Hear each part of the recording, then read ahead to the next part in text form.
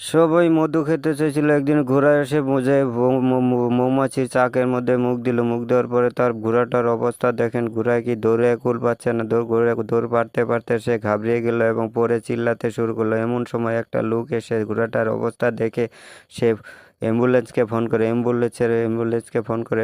ভিডিওটা সম্পূর্ণ দেখার আগে ভিডিওটা একটা চ্যানেলটা সাবস্ক্রাইব, একটা লাইক, একটা কমেন্ট করে যাবেন। কমেন্ট করার সঙ্গে সঙ্গে 2 নাম্বার ভিডিওটা দেখতে পারবেন। 1 2 3 4 5 6 7 8 এরকম করে করে যারা চ্যানেলটা সাবস্ক্রাইব করেছেন তারপর সম্পূর্ণ ভিডিওটা দেখেন। ঘোড়ার কী গতি হলো।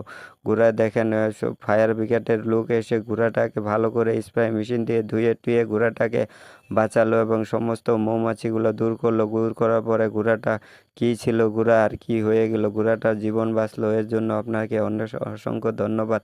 ঘোড়াটায় ধন্যবাদ দিল সবাইকে।